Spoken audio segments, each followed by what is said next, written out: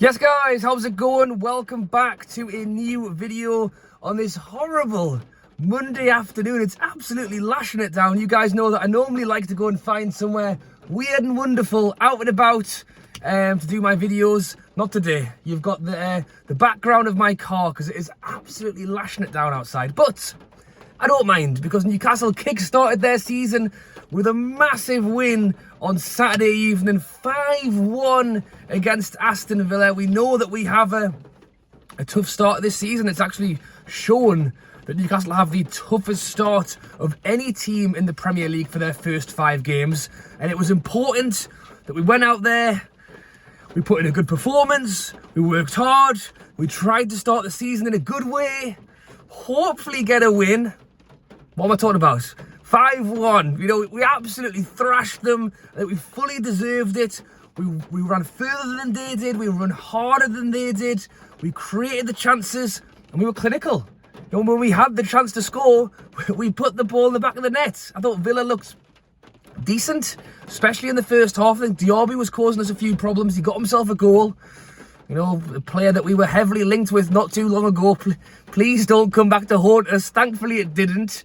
But they looked all right first half. I just think as the game went on, we just took over. And as I say, 5-1. We'll want to get into that a little bit in this video, but the main reason is that despite the fact that we've started the season, despite the fact that we've got a great start to the season, that transfer window isn't shut yet.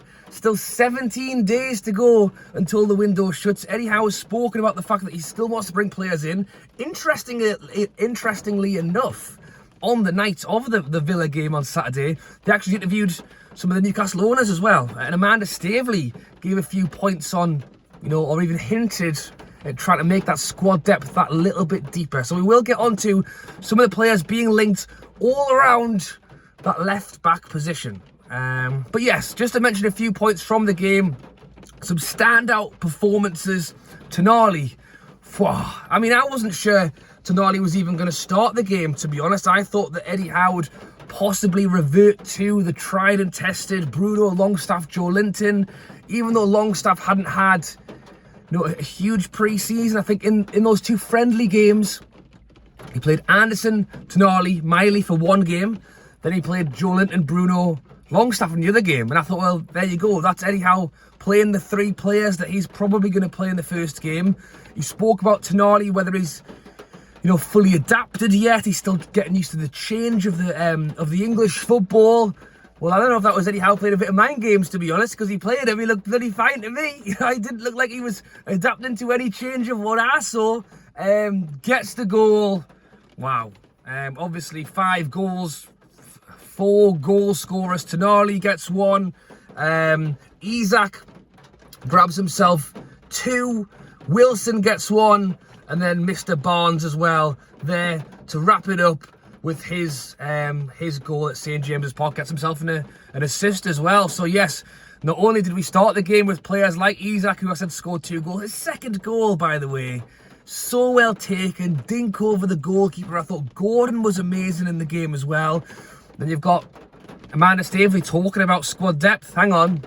Barnes and Wilson are over here waiting for their goal. Come on the pitch. Show Eddie Howe exactly why maybe they should have been played in that game. So yes, fantastic start as we lead into Man City this weekend. I mean, to start the season with a win is great. To start the season with a 5-1 win is even better.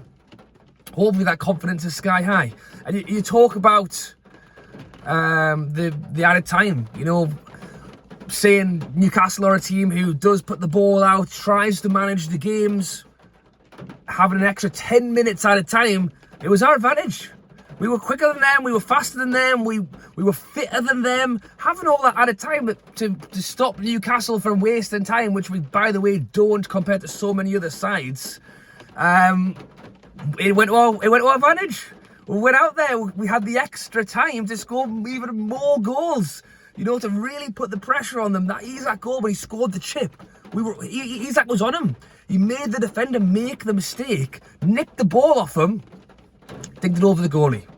So yes, brilliant to see. And defensively, I thought we looked strong. You know, Mr. Dan Burn got the call-up. It wasn't Tino Livramento as some people thought. It wasn't Target as some people thought. It was Mr. Dan Burn, and for the majority, I thought did all right. Yes, when you're playing against a fast player like the RB, it may cause you 1 or 2 issues, but generally speaking, we snuffed it. We snuffed it all out. But that hasn't stopped the reports flying this morning that Newcastle are back in for 2 left-backs that we've been linked with already this window, one of which being Tierney from Arsenal, the other being Cucurella from Chelsea. As I mentioned, 7 days left of this window. Eddie Howe has spoken on the fact that he would love to bring in another player. The reports are that Newcastle want to try and bring 2 more players in before the end of this window. Amanda Staveley had her part to say that she is looking to continue strengthening this side, and left back is a position we've been linked with all window. The position that we talked about earlier, end of last week, was more the centre back, to be honest, and that's probably the position that I would say is still key with Shaw not having a real. You look at the right back, Trippier, Livramento. You look at up front, Isaac Wilson. Look on the left wing, Gordon Barnes. Look on the right wing, Almiron Murphy. You look at left centre back, Botman Burn. You look at left back, Target.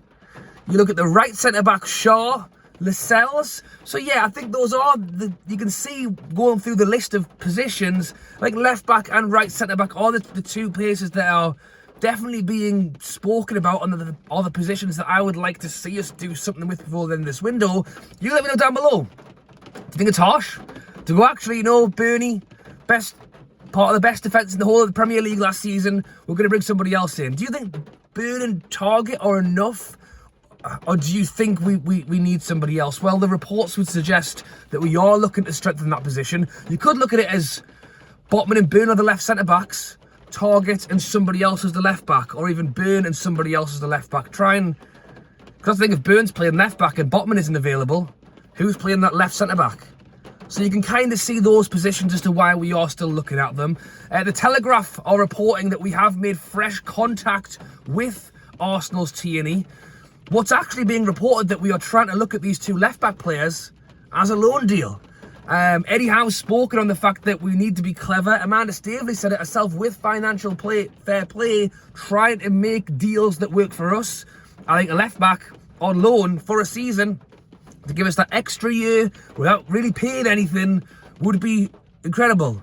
Tierney's being currently linked away to a deal. I think it's a Real Sociedad on a 12-month loan. Arsenal are seemingly sticking out to try and sell the player. I don't think they really want to loan him. You've got Cucurella over here, who Chelsea just paid 60 million for about 5 minutes ago, who by all means was brilliant at Brighton. You know, you'd imagine they would want to try and recoup some of that money, but what Chelsea need to do is move players out. And if nobody's going to offer 50 million for a player that they don't want, isn't going to get a game, well, they just go, right, sod it. 12 months of wages off the books. Just get him out of there. I think really what we'll struggle with for both of them is, why would Arsenal or Chelsea want to help us with loan players? We are going to be fighting with Chelsea for Champions League spots. We'll hopefully be fighting up there with Arsenal for whatever spot they're hoping to go for.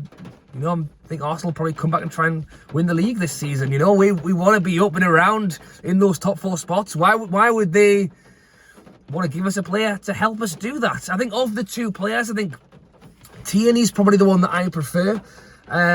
It's someone who I think suits us that little bit better. I think his work rate is that little bit higher. But it's not to say that, you know, Cucurella not so long ago was, in the eyes of Chelsea, was worth 60 million. So have things really changed for him that much, or does he just need a fresh start at a new side? If it isn't loans, it's just being discussed that it would be payments over a certain amount of time. I think to do that would be tough as well. So let me know your thoughts on the left backs. What the Telegraph have also reported today is that centre back is definitely somewhere Newcastle are looking at, as I've mentioned, but it's loans again. The trouble with that is there isn't as much out there in the market in terms of centre backs who are available to bring in on loans. Really, as much as I don't think Arsenal or Chelsea want to loan us these players, they need to get them out. They need to move them somewhere. And if we can play a bit of hardball and really try and push them into a corner and go, look, Are you going to have a £60 million player sitting on the bench getting paid whatever the hell he's getting paid every week? Or you just want to loan him to us and we'll look after some of them wages? That's the thing. As much as they want to sell him, if it gets far enough down the road that they've got nowhere to send them, maybe Newcastle can swoop in and try and pick up a loan. I think with the centre-backs, you guys can let me know down below. Is there any that you're thinking of right now? Ooh, they might loan them to us. I don't think there's quite as many as there is left-backs, which is what is being reported by the Telegraph, that it is a position we're looking for. It just might be a little bit tougher to really try and bring those players over. But yes, it is good to hear that Newcastle are definitely working on it. It's the centre-back and the left-back, but you can tell me down below. We've just brought Livramento in. Can he play left-back? Or is he only going to play right-back? Is Burn enough for another season? You know, if I had the option, I would say get the centre-back, trust Bernie with another year. Target was great not long ago. You know, he's had no game time. He's always going to struggle. Whenever he comes back in and we'll go, oh, he doesn't look that good. Well, I'm not surprised he's not playing a game of football in a year. You know, when we brought him in on that loan, he was great. So maybe we shouldn't write them off too soon. Or maybe it is just that squad depth where nobody's writing anybody off. We just literally need more players in those positions to take us through what's going to be a tough season with Premier League competitions and that Champions League football as well. Let me know your thoughts on the Newcastle game from the weekend, your thoughts ahead of the Man City game, as well as what you hope to see happen with 17 days left of the window. Alright guys, thanks for watching. Hope you have enjoyed this Monday video. Hope you guys are somewhere nice and warm, because as I say, I've went and sat down outside where I normally like to sit. It was chucking it down, so it was a front seat of the car video for you guys today. All right, thanks for watching. As always, drop a like, subscribe, and I'll catch you later.